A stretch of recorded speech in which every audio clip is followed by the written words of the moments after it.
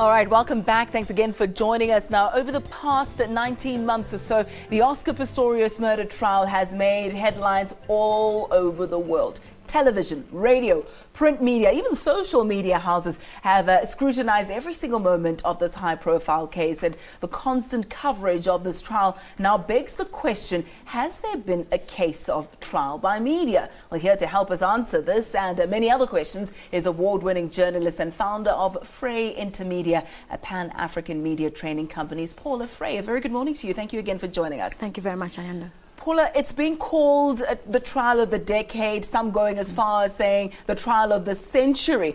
Media profiling of this particular case has been huge.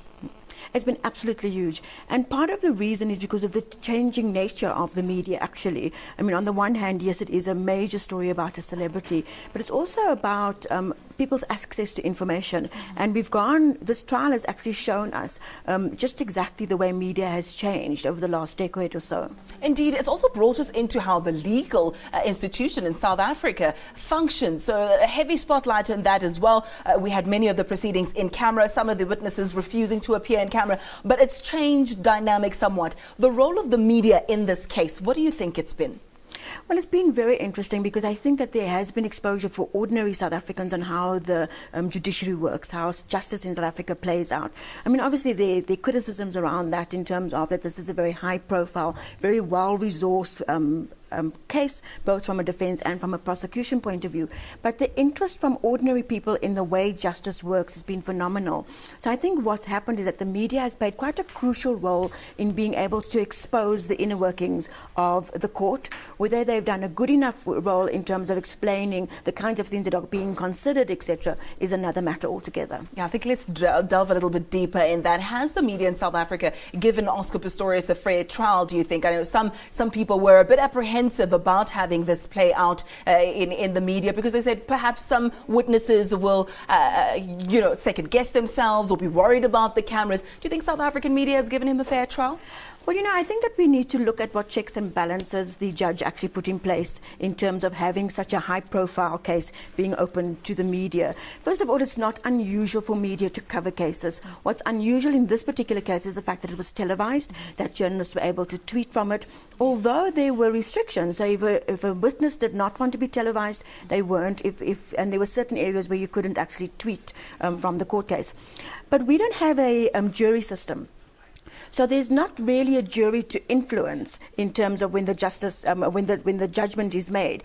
And in fact, the judge has two assessors to guide her. But we assume and we expect, in fact, that judge has the skills and the expertise to be able to. And in fact, she has a reputation for being a stickler for detail, very, very fair.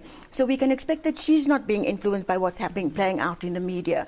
The difficulty, of course, is that there are two families whose lives have been destroyed by this, whose lives are now being put on a not South African stage but a global stage. I think the statistics are about 100 million people are expected to tune in today, and the interest is not just South Africa, it's also America. We've got Australian journalists here, European journalists here, so this is a global story.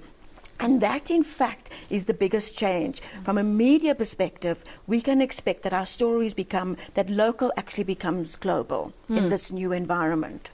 Some have even said that the coverage that is being experienced by this trial rivals the funeral of Utata Nelson Mandela, rivals that of the O.J. Simpson trial as well. Is this a precedent-setting trial, do you think it is?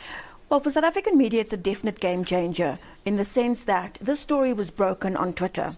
It was broken on Twitter by Beeld newspaper and other media followed suit. It has played out on social media. You've seen print media moving into an online space, moving on to doing television little inserts on their own space. You've seen radios starting up, video components to it. And it really recognizes the dynamic shift in media globally, not just in South Africa, when breaking news is digital. News breaks on social media and then it goes onto radio and onto television and the next day into the newspaper. So it fundamentally changes the way we consume news, but also what we expect from news. Because if I'm watching the trial unfold during the day, I more or less know what's happened. And so the next day I want analysis, but I can also say, hang on a second, that's not what happened. I was watching, I saw, and you're not writing the right thing. And that happens on a number of occasions where you say, I disagree with that particular viewpoint. But perhaps another viewpoint that people can disagree with is the handling of the case by journalists. And I'll tell you why I say that. South Africa, to me, seems to be a very controversial, not controversial, but conservative culture of journalists, other than the paparazzi, unlike the paparazzi in the US that will mob you down and camp outside your house. But we've seen a lot of that creeping up. In fact, Judge Masipa has had to rebuke a couple of media houses, saying if something is embargoed, it's embargoed. When it comes to the procedures and perhaps the way we carry ourselves as journalists in South Africa, do you think that also has changed from this trial? Well, you know, if you think of the large numbers of journalists who covered this trial, not just African journalists, but also international journalists, if you think of the huge amount of coverage that it actually received, then the number of incidences, which basically we can count on, you know, on our hand, on our fingers, are very, very small in comparison. We should be mindful of that and not kind of extrapolate one incident as an example of media in general.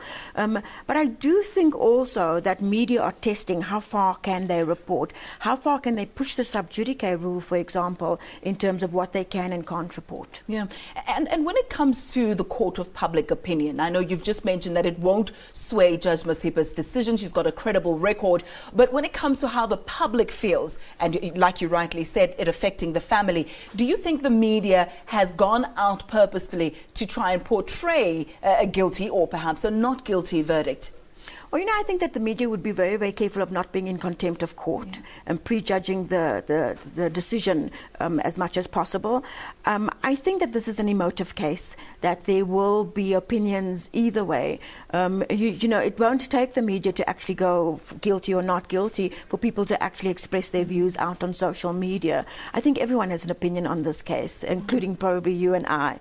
And I think that's what trickles down into social media and into public spaces. And it's changed somewhat now, but I know in the beginning the media was heavily criticized for focusing too much on Oscar Pistorius and neglecting the fact that a young lady, Riva Steenkamp, has been killed. Do you think that's still the case? Well, one of the greatest challenges, I think, for journalists is to be able to use this case to raise awareness of gender-based violence, or just to raise the awareness of violence and crime in South Africa generally, to be able to take us out of this courtroom and then to look at the issues that it's unearthed at a greater, in a greater way.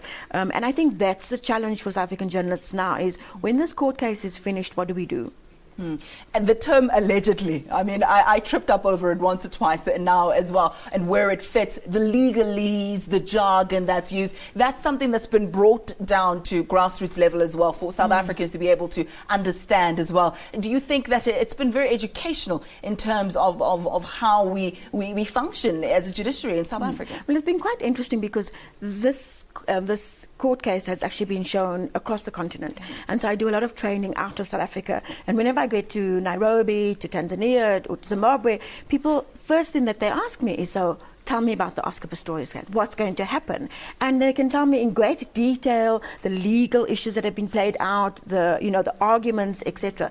So I think that there has been certainly an educational role with this trial. We're going to have to leave it there. You and I can carry on until the cows come home with regard to that. Just taking a look at the media aspect, be it radio, TV, print, social media, when it comes to the Oscar Pistorius trial. That was award-winning journalist and founder of Frey Intermedia, a Pan-African media training company, Paula Frey. Quick ad break. Morning Live continues on.